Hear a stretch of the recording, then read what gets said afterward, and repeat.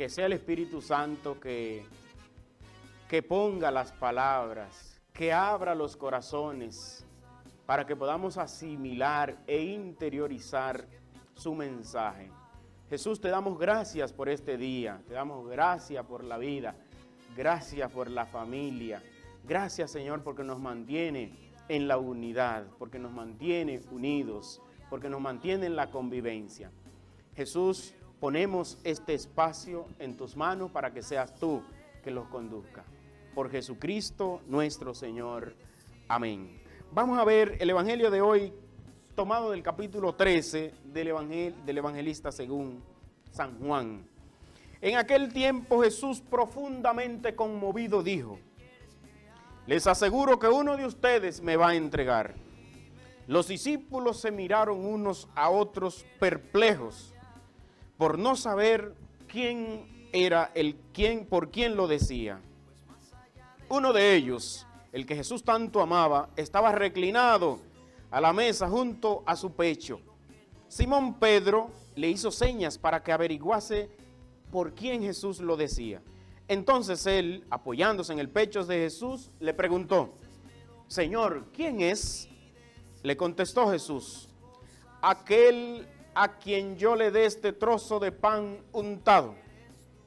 Y untando el pan, se lo dio a Judas, el hijo de Simón Iscariote. Detrás del pan entró en él Satanás. Entonces Jesús le dijo: lo que tienes que hacer, hazlo enseguida. Ninguno de los comensales entendió a qué se refería. Como Judas guardaba la bolsa, algunos suponían que Jesús le encargaba comprar lo necesario para la fiesta o dar algo a los pobres. Judas entonces, al tomar el pan, salió inmediatamente. Era de noche. Cuando salió, Jesús dijo: ahora es glorificado el Hijo del Hombre, y Dios es glorificado con él. Si Dios es glorificado con él, también Dios lo glorificará en sí mismo. Pronto lo glorificará. Hijos míos, me queda poco de estar aquí con ustedes. Me buscarán, pero lo que dije a los judíos, se lo digo también a ustedes. Donde yo voy, ustedes no pueden ir. Simón Pedro le dijo: Señor, ¿y a dónde vas? Jesús le dijo: a donde yo voy no me puedes acompañar ahora, me acompañarás más tarde. Pedro replicó: Señor, ¿por qué no puedo acompañarte ahora? Daré mi vida por ti. Jesús le contestó: ¿con qué darás tu vida por mí? Te aseguro que no cantará el gallo antes de que me haya negado 3 veces. Palabra del Señor. Gloria a ti, Señor Jesús. Bueno, este es el texto del evangelio de hoy que nos ilumina bastante el tema, nos ilumina esta temática sobre los errores de Judas que vamos a tratar en este día de hoy, los errores de Judas. Ya después de haber visto las opiniones de la gente, tanto de los maestros del Politécnico Sor Susana Dali, mis compañeros, como la gente de la parroquia Cristo Rey del Universo, y otra persona, es el caso de mi hermana Mónica Figueroa, que ha dicho: así mismo la avaricia le llevó a Judas a traicionar a Jesús. En este momento voy a fijarme en una reflexión que hiciera el doctor en teología, Fray Nelson Medina. Yo sigo mucho a Fray Nelson, leo sus escritos, y entonces él hizo una reflexión y yo me voy a basar en esa reflexión. Esa reflexión tiene 4 teorías. Hay teorías, ¿verdad? Porque la Biblia literalmente no te dice: Judas traicionó a Jesús por esto y por esto. No, la Biblia no lo dice literal, pero sí la Biblia tiene, vamos a decir, un conjunto de las acciones que pudieron haber llevado a Judas, ¿verdad?, a cometer estos errores. Y entonces, basándonos en estas teorías, vamos a identificar cuatro situaciones posibles que sucedieron en el interior de Judas y que le llevaron a venderlo, a traicionar a Jesús. Primer lugar, según esta teoría que hemos estudiado, en Judas se da una decepción personal, interior. Vayan anotando, tomen lápiz y vayan anotando, por favor. En Judas se da una decepción personal. Se decepciona. ¿De quién se decepciona? De Jesús. Segundo lugar, otra teoría es que dice, en Judas, después de decepcionarse personalmente, entonces se da una frustración política. Aquí vamos a ver entonces la dimensión política y del pensamiento de Judas. Una frustración política. Después de estar frustrado políticamente, entonces eso cae en un tercer paso que va a ser entonces querer sacar provecho económico, robar. Eso significa robar. Entonces, después de eso, Judas, ya caemos al cuarto paso que va a ser que Judas entonces se ofrece o sirve como instrumento del diablo. Como instrumento del diablo. Primero, decepción, frustración, querer sacar ventaja, provecho, y luego entonces eso le convierte en un instrumento del demonio. Judas tiene unos cambios internos. De hecho, no solamente él, sino que mucha gente se decepcionó de Jesús. Mucha gente vivió decepciones porque entendía que el plan de Cristo debería ser el que ellos tenían en su cabeza. Y vamos a poner algunos ejemplos. En el capítulo 7 del Evangelio según San Marcos, capítulo 7 del Evangelio según San Marcos, ¿verdad? Judas, Jesús dice, dichoso aquel que no se escandalice de mí. Dichoso aquel que no se escandalice de mí. Va a decir Jesús en el capítulo 7, versículo 23 del Evangelio de Lucas. ¿Por qué Jesús dice, dichoso el que no se escandalice de mí? Bueno, fue el momento en el que Juan manda a preguntar a Jesús con uno de sus discípulos, ¿eres tú el que estábamos esperando o tenemos que esperar a otro?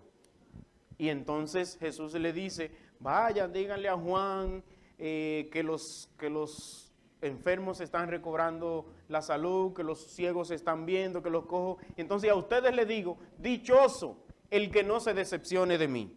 O sea que Jesús sabía que muchos se iban a decepcionar de él. Otro caso que vemos es el capítulo 19 del Evangelio de Mateo. Capítulo 19 dice que había un joven, y este joven era rico, y entonces el joven le dijo, Jesús, Señor, Maestro, ¿qué tengo que hacer para ganar la vida eterna? Y Jesús le dice, bueno, pues cumple los mandamientos, están ahí, vive los mandamientos. No, eso yo lo cumplo desde siempre, yo lo vivo. Dice, pues una cosa te falta, vende todo lo que tienes, dáselo a los pobres y entonces, ¿verdad? Sígueme. El joven era muy rico y se decepcionó del mensaje de Cristo. Se decepcionó de Cristo y entonces se fue por ahí muy triste, muy cabizbajo, muy pesaroso, como dice la tradición, ¿verdad? También este joven rico se decepcionó de Jesús. Otras personas, por ejemplo, si vemos el capítulo 6 del Evangelio de Juan, donde habla de ese largo discurso sobre la Eucaristía, este capítulo 6 del Evangelio de Juan dice que cuando Jesús explicó el sentido de la Eucaristía, que el que come mi carne y bebe mi sangre no verá la muerte, no morirá. Entonces los judíos empezaron a polemizar con Jesús. Al final ellos se encontraron que ese discurso de Jesús era muy raro, muy difícil, muy duro, y todos se fueron. Unos pocos se quedaron con él y Jesús se vuelve a los discípulos y les dice, ¿y ustedes se quieren largar también? Y Pedro le dice, Señor, ¿a dónde vamos a ir? Si solamente tú tienes palabras de vida eterna. Pero la mayoría se decepcionó del mensaje de Cristo y se fue. ¿Qué sucede con esto, hermanos y hermanas? ¿Qué sucede con esto? que mucha gente anda buscando discursos que le gusten solamente. Tenemos el caso, por ejemplo, de San Pablo. San Pablo en el capítulo 17 de los Hechos de los Apóstoles dice, está realizando su segundo viaje. Entonces, en el segundo viaje, cuando San Pablo llega a Grecia, en la ciudad de Atenas, allí envía sus acompañantes a buscar a Bernabé y a Silas, y entonces se queda en Atenas esperándoles.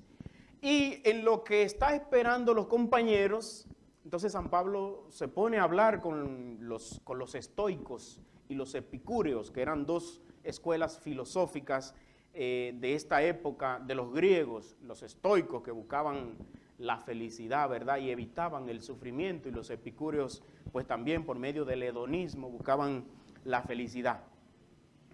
Entonces San Pablo se pone a hablar con ellos, explicarles la cosa, y ellos como que les fue gustando lo que San Pablo le estaba explicando, hasta que decidieron llevarlo al Areópago griego, donde estaban los grandes, los filósofos, la gente que tenía la sapiencia, ¿verdad? Y allí pararon a Pablo a hablar delante de los sabios de Atenas. Y entonces San Pablo inició su discurso diciéndole, queridos atenienses, me doy cuenta que ustedes son personas muy religiosos, muy de fe. Y vi un letrero en la plaza que decía, al Dios desconocido. Y San Pablo dice, a ese Dios es que vengo, de ese Dios es que vengo a hablarles. Es como la técnica que usó San Pablo, ¿verdad? De entrar con la de ellos para luego salirse con la suya. Y entonces empieza a decirle, ese Dios fue el creador del mundo. Ese Dios ustedes le dan culto aunque no lo conocen. Ese Dios murió en la cruz y resucitó. Desde que le habló del tema de la resurrección, los griegos se decepcionaron. Y antes le habían dicho a Pablo, vamos a ver, háblanos de tu doctrina, a ver, porque nos gustan las cosas nuevas. Pero desde que Pablo les habló de la resurrección, se decepcionaron y dijeron, no, te vamos a escuchar después, ahora no tenemos tiempo para oír tantas barrabasadas, vamos a decir. Esto es lo que vino a hablar de resurrección.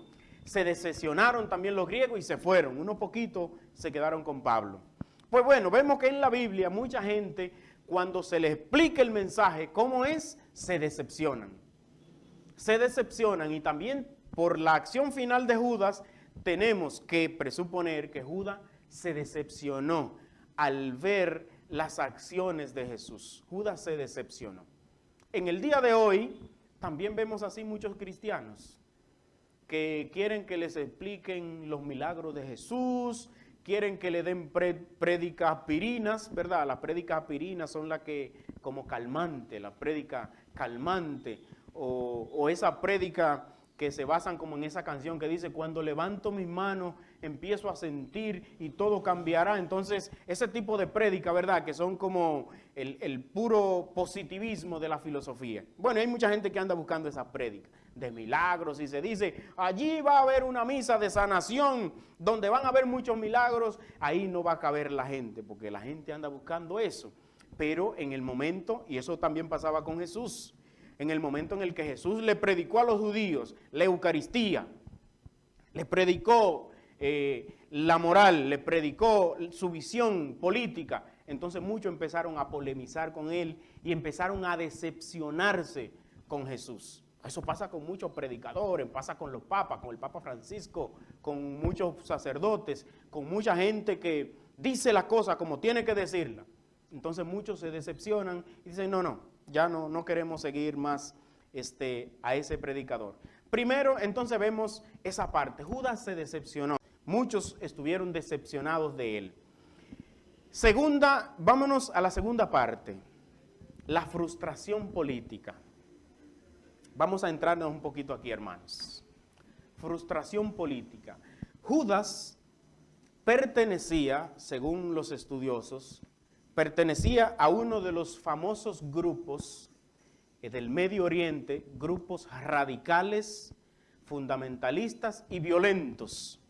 Y estos grupos, que eran conocidos, ¿verdad?, así por su violencia, y entonces había un grupo dentro de los partidos políticos religiosos del tiempo de Jesús, había un grupo que se llamaban los celotas o los celosos.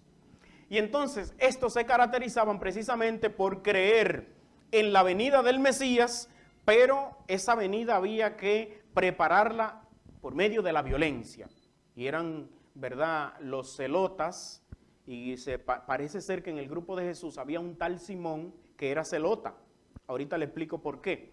Y también Judas se confirma que pertenecía a este grupo. Y de hecho la palabra Iscariote en hebreo significa puñaleta, puñal o daga.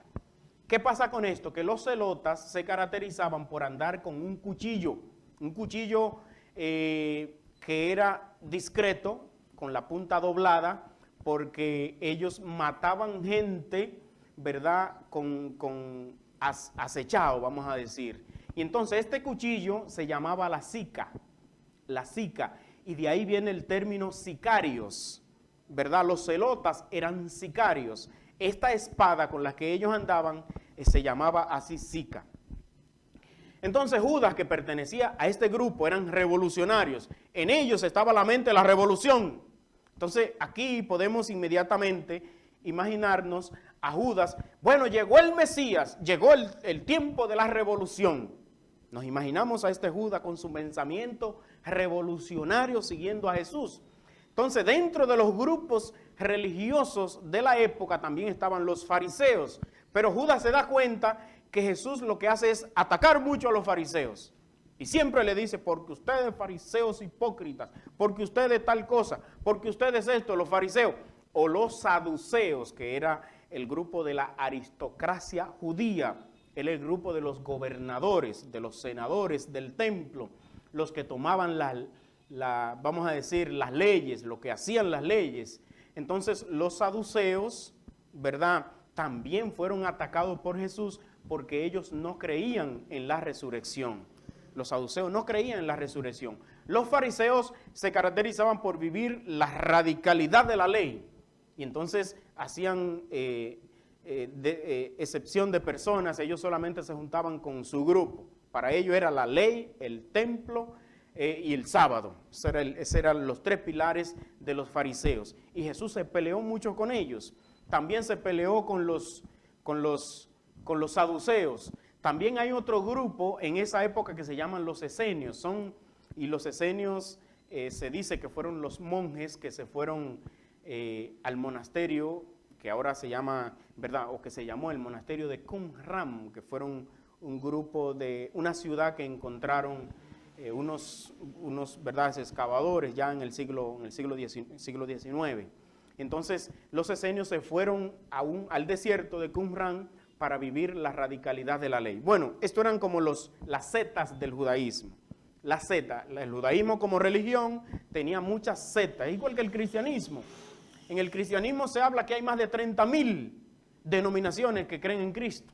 Entonces así mismo pasaba con el judaísmo. Había muchas sectas y las sectas se caracterizan por pensar que ellos son los que están salvados, por pensar que ellos son los mejores, por no juntarse con los otros. Es un pensamiento sectario. Así mismo eran los fariseos, los esenios y también los celotas, que creían que ellos ya eran los que tenían, ¿verdad?, el mesianismo en sus manos. Judas pertenecía a este grupo. Y tenemos que meternos entonces en esta mentalidad política de los celotas para entender por qué Judas se frustró políticamente, ¿verdad? ¿Por qué Judas se frustró políticamente? Jesús, al decir, ha llegado el reino de Dios. El reino de Dios ha llegado. Imagínense el pensamiento de los celotas, de la revolución, del cambio. Dijeron, bueno, si Jesús dice que ha llegado el reino de Dios, eso significa que ya a los extranjeros los vamos a echar fuera. A los romanos se les acabó ya bailar merengue. Ya los romanos ya hasta aquí llegaron porque tenemos un líder. El líder que nosotros habíamos esperado tanto tiempo, llegó. Pensamiento de los celotas, ¿verdad? Llegó el líder de ellos, que va a hacer la revolución, que le dice las cosas en la cara a los fariseos, que deja plantado a los jefes del pueblo, a los saduceos, y que le echa en cara su falta de incredulidad. Entonces, Judas, ¿verdad?, en su psicología está pensando, con nosotros es que el líder más se impacta, porque él es que trae el verdadero cambio y la revolución, y entonces tiene toda esta alegría de seguir a Jesús. De seguir a Jesús porque el momento cuando ya él se ubique en su trono, entonces ya habrá una situación, un mesianismo totalmente diferente para el pueblo judío. ¿Qué pasa con esto? Que en muchas ocasiones Jesús empezó como con unos discursos un poco raros para el pensamiento de los celotas. En una ocasión nos cuenta el Evangelio de Mateo, el capítulo 18, ¿verdad? El Evangelio de Mateo tiene lo que se llama el discurso eclesiástico o comunitario, que este discurso empieza en el capítulo 18 hasta el capítulo 23. En el 23 empieza el discurso escatológico en el Evangelio de Mateo. Y entonces en el capítulo 18 hay una discusión de los discípulos, según el Evangelio de Marcos, están discutiendo sobre quién es el más importante en el grupo. Y Mateo aquí va a decir que Jesús, cuando se dio cuenta que los discípulos están peleándose y discutiendo, no, porque yo soy el más importante, porque yo soy el que estoy más cerca, entonces Jesús se da cuenta y le pone un ejemplo. Y trae un niño y dice, para entrar en el reino mío, hay que hacerse como este niño. Nos podemos imaginar la frustración de Judas. Judas, que tiene en su cabeza es la revolución. Y ahora Jesús dice, hay que hacerse como un niño. Judas dice, ¿qué? ¿Cómo que hay que hacerse como un niño para entrar en el reino de los...? Imagínense esa otra ocasión cuando Jesús les dijo, les aseguro a ustedes que los publicanos, los pecadores, las prostitutas van delante de ustedes en el reino de Dios. Imagínense a Judas. Yo como que me lo imagino. Y nos podemos imaginar el grupo de Jesús, que eran un grupo humano, como nosotros, que relajaban, que hacían chistes, que se reían, que se enfadaban, ¿verdad? Y que vivían los espacios, porque San Pablo dice que el mismo Jesús era en todo igualmente a nosotros, menos en el pecado. Pues entonces el mismo Jesús vivió una vida muy humana con ellos. Me imagino a Judas. Pero ¿cómo que los publicanos, los pecadores, los romanos, los que nos están invadiendo, cómo que están delante de nosotros? Jesús, diría Judas, pero Jesús está fumado, será. No podemos imaginar este pensamiento de Judas. En otra ocasión, Jesús se encuentra con un centurión. Bueno, vamos a seguir en esta misma línea. Jesús, que se encuentra con un centurión romano, capítulo 8 del Evangelio de Mateo, 8 del 5 al 10, es la curación del criado de un centurión romano. Y Jesús se presta para ir a la casa de un extranjero, de un romano, de uno de los que no es del grupo. Esto es una frustración para el pensamiento de los celotas, el pensamiento de Judas. Judas queda frustrado, pero ¿y cómo es que Jesús se vaya a meterse a la casa de un centurión, de los que nos tienen subyugados, de los que nos obligan a pagar impuesto altísimo, de los que nos tienen pobres, de los que tienen este país dañado? Entonces Jesús se va con él seguro a beberse un tinto para allá con él. Imagínense la frustración de Judas. Pero ¿cómo es posible? ¿Cómo es posible que se va a la casa de Zaqueo? ¿Cómo es posible estas cosas? El pensamiento de Judas entonces empieza a cambiar. Y aquí se empieza a dar un cambio en su visión política. En su visión política, ¿verdad? Judas, el Evangelio no lo presenta protestando, hablando, quejándose. Pero entonces sí empieza en él a decepcionarse, como decíamos en el primer punto, y entonces su visión de futuro político empieza a frustrarse. Y esto es muy profundo. ¿Qué pasa entonces cuando una visión de futuro empieza a frustrarse? Lo que sucedía con él. Estaba en el grupo, pero ya no creía en el proyecto. Ojo con esto. Entonces ya Judas era el tipo de los 12 que llegaba tarde a las reuniones, que nunca hablaba nada. Judas era el muchacho, el personaje que nunca levantaba la mano para una opinión, evitaba la mirada a Jesús porque Jesús lo había decepcionado. Jesús no estaba cumpliendo con sus ideales, ya no opinaba en el grupo. y entonces empezaba a protestar con sus gestos. Porque miren, déjenme decirle, en los grupos hay que tener cuidado con esa gente que nunca habla, con esa gente que está llevando todo ahí dentro, pero usted hace una pregunta y hay gente que nunca da una opinión, siempre está callado. Entonces posiblemente Judas era así, ya estaba decepcionado, pero se quedaba ahí en el grupo. Esto le llevaba entonces al tercer elemento de esta teoría que estamos explicando. ¿Cuál es el tercer elemento? Sacar su propia ventaja. Primero era decepción interna. Segundo, la frustración política. Como se frustró políticamente, ya dice, este proyecto no va para ningún lado. Entonces, en tercer lugar, es sacar su propia ventaja. ¿Por qué? Porque era él el que guardaba los billullos. Él guardaba los chelitos. Era el tesorero del grupo. Entonces él dice, bueno, ya yo no creo en esto, pero bueno, los chelitos los guardo yo. Entonces, aquí hay que tener en cuenta que una persona, si está en un proyecto, tiene que creer en el proyecto. Si está en un proyecto y no cree en ese ni en el líder del proyecto, entonces es un hipócrita. Es un hipócrita, es un falso, es un ladrón. Bueno, Juan, en su evangelio, en la lectura que leímos, el evangelio de ayer, Juan decía, porque Judas era ladrón. Oigan eso, lo dice el mismo Juan, Judas era ladrón. ¿Por qué era ladrón? Porque ya no creía en el proyecto de Jesús, ya no creía en él. Recuerdo que en las redes sociales, Elsa decía esta idea de la parroquia Cristo Rey, decía, porque ya Judas no creía en el proyecto de Jesús. Entonces él pasó a la tercera fase, que es sacar su ventaja propia, y empezó a sacar su propia ventaja. Ahora bien, eso tiene una enseñanza directa para nosotros. Si yo estoy en un proyecto, ¿en cuál proyecto yo? Como personalmente, ¿cuál proyecto yo estoy? En el proyecto evangelizador de la Iglesia Católica, soy sacerdote. Por tanto, yo tengo que estar convencido del proyecto de Dios. Si yo soy sacerdote y no estoy convencido del proyecto de Dios, soy un ladrón, soy un falso, soy un hipócrita. Tengo que estar convencido del proyecto de Dios. Aquí también yo puedo dirigir unas palabras a las personas que se dedican a la política. El que se dedica a la política, atención, porque hay la iglesia llama a que los fieles laicos se metan en política, eso no es malo.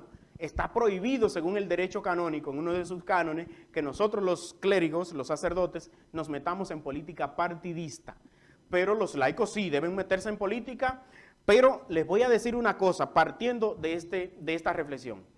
El que trabaja en la política, lo primero que tiene que hacer es estudiar el ideal. No es meterse en política, yo quiero aspirar para cambiar el mundo. Espérese, que no es así. Lo primero que tengo que hacer es fajarme a leer el ideal del partido al que yo pertenezco. Y entonces, cuando ya yo estoy convencido del proyecto, del ideal, ya sufrí un cambio, ya ese ideal yo lo he asumido, yo lo vivo, los ideales de tal congregación, de tal partido, entonces sí yo puedo meterme a ejercer y a dirigir. Pero si me meto a dirigir sin tener claro el ideal, pues no hay principios que me guíen. Y como yo decía anteriormente, el que no tiene sus principios claros, le cae atrás cualquier cosa. Entonces por eso ustedes ven que en nuestros países mucha gente ahora está en un partido, ahorita está en otro, ahorita está en otro, le hace falta estar convencido de un ideal. Entonces los ideales no pueden ser económicos. Los ideales son concepciones, ¿verdad?, internas que uno cree y entonces uno lo sigue. No se trata primero entonces querer cambiar la sociedad. Es primero cambiarme yo por medio de una doctrina, una enseñanza. Por tanto, hay una formación que yo creo que no se está dando para que todo el mundo esté convencido de un ideal. Entonces, convencido de ese ideal, puede entonces ejercer cargos públicos. Si no es así, hay problemas. Si no es así, hay problemas. Lo primero es el ideal. Y después que ya yo tengo un ideal, entonces yo vivo según ese ideal. Y si nosotros vemos personas como Mahatma Gandhi, tenía un ideal claro. En la iglesia, la Madre Teresa tenía un ideal claro. Juan Pablo II tenía un ideal claro. El Papa Francisco, un ideal claro.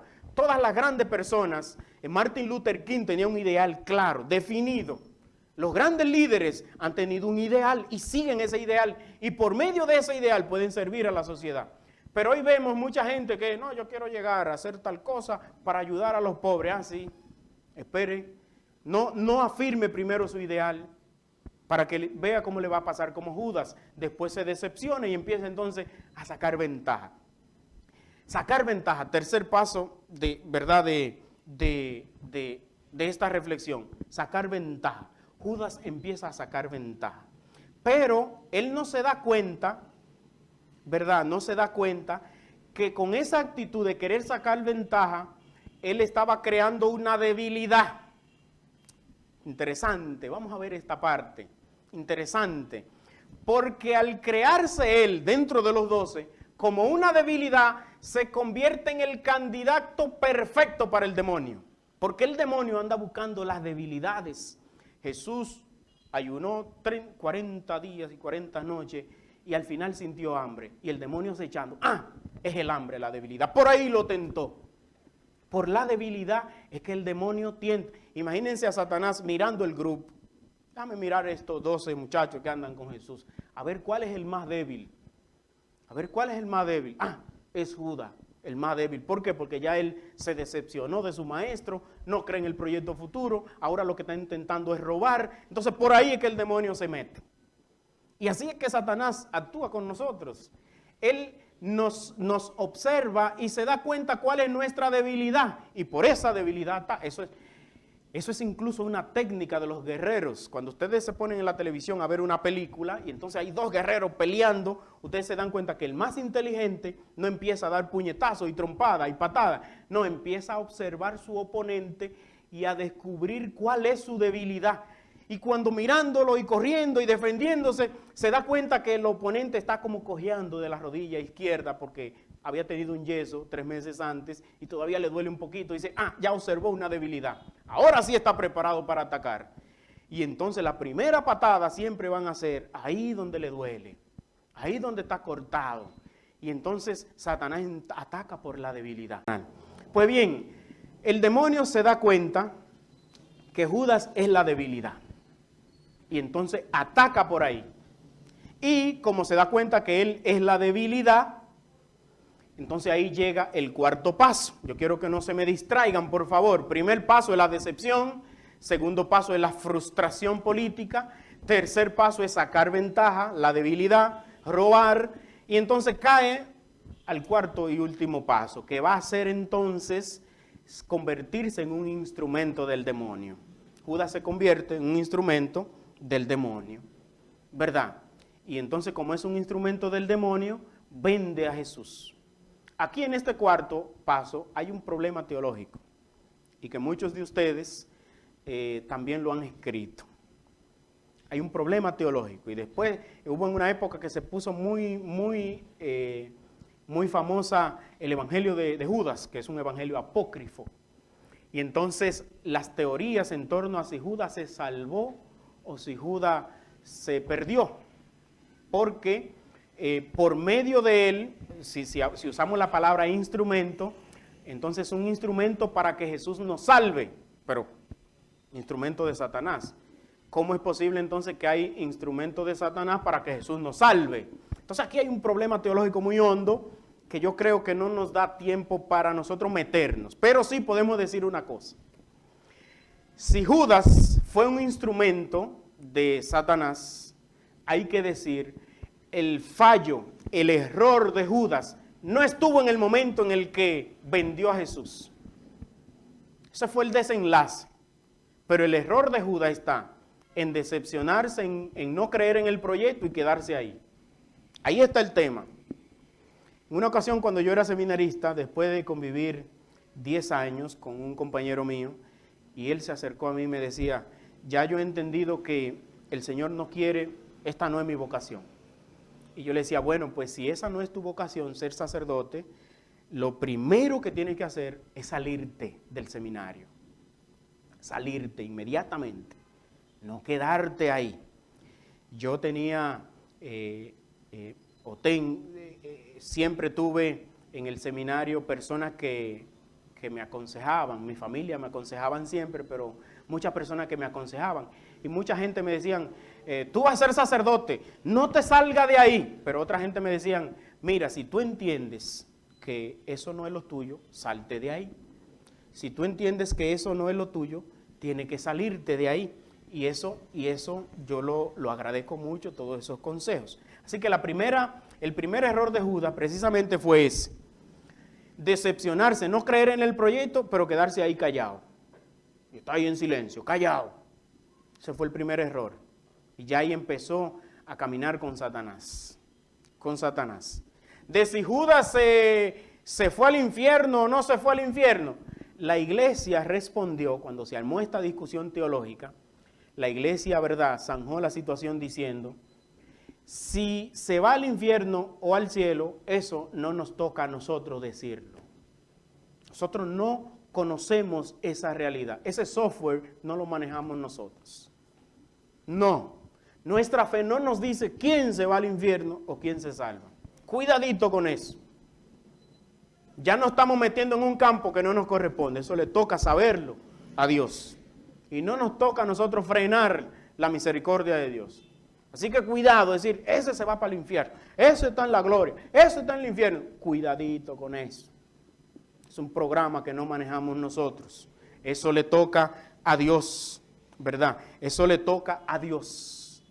Así que Judas empezó a ser instrumento en el mismo momento en el que dejó de creer en el proyecto, pero se quedó ahí. Así que voy a ir concluyendo con esta reflexión con lo siguiente. ¿Qué aprendemos? ¿Qué nos enseña esta reflexión? ¿Qué nos enseña Judas? ¿Verdad? Primero, anoten las enseñanzas que jamás, número uno, jamás debemos nosotros imponer nuestros propios planes a Dios. Nunca nuestros planes deben ser impuestos a Dios. Incluso en nuestra oración, porque ¿cómo yo aprendo que nunca debo imponer mis planes a Dios? Orando el Padre Nuestro de verdad. La oración del Padre Nuestro, pero bien orada. Hágase tu voluntad en la tierra como en el cielo. Tu voluntad, no la mía.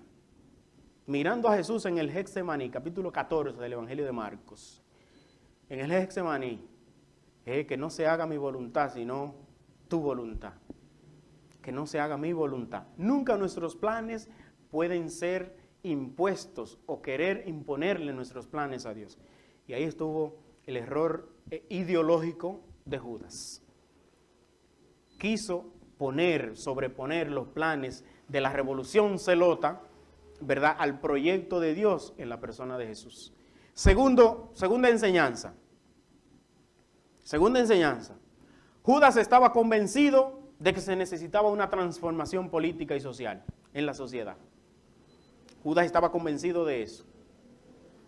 Pero cometió el error de voltear la pirámide. Quiso cambiar primero la sociedad para que después llegue el mesianismo de Cristo. Error de los celotas. Y por eso ellos mataban gente, porque el que no quería, ellos eran guerreros y querían traer el mesianismo de Jesús, así sea por la violencia. Así sea por la violencia. Entonces es un error, ¿verdad?, querer transformar primero la sociedad para después entonces que reine Dios. No. Lo principal es que reine Dios y después la sociedad cambiará. Eso es lo principal, que reine Dios en el mundo y después cambiará la sociedad.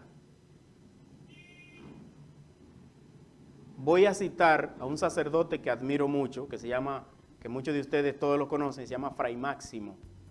Fray Máximo Pérez nos dio un retiro y él decía que en una ocasión él pudo estrechar la mano del presidente de la República de ese entonces, y él aprovechó la ocasión y le dijo al presidente, una cosa le falta a usted.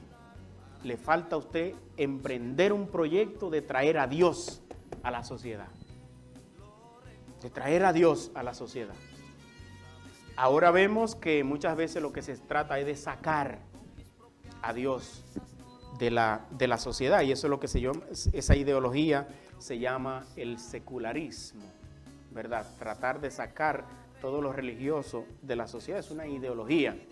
Entonces, el error de Judas nos enseña que no es primero cambiar lo social para que después reine Dios. No, es primero traer a Dios y después la sociedad cambiará. Atención, y esto me dice mucho a mí que soy, ¿verdad?, sacerdote, a todos los religiosos, a todos los predicadores, a todo el que predica la palabra de Dios. No es primero cambiar la sociedad, no, es primero traer a Dios a la sociedad. No es primero que si la sociedad cambia habrá mucha evangelización, no, es que primero la evangelización tiene que traer, ¿verdad?, a Cristo a los corazones y la sociedad será muy distinta. Hay un proverbio que dice, si se para el trabajo de los sacerdotes, empieza más fuerte el trabajo de los policías. Hay una frase que dice, si los sacerdotes dejan su trabajo, los policías tendrán más funciones, ¿verdad? Bueno, pues también podemos identificar, después de estas dos enseñanzas principales, identificar los errores. Así, ya lo hemos dicho.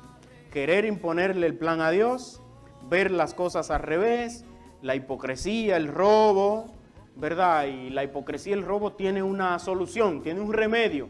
¿Cuál es el remedio? Una confesión bien hecha. Arrepentirse primero, ¿verdad? El que ha robado, el que ha sido un hipócrita, el que está en un proyecto que no cree en eso, entonces tiene que confesarse de una manera sincera. Y ser instrumento, el último error, ser instrumento del demonio, hay que escoger al Señor como el único Salvador y confiar en Él con fe, confiar en Él con la fe que Cristo nos da.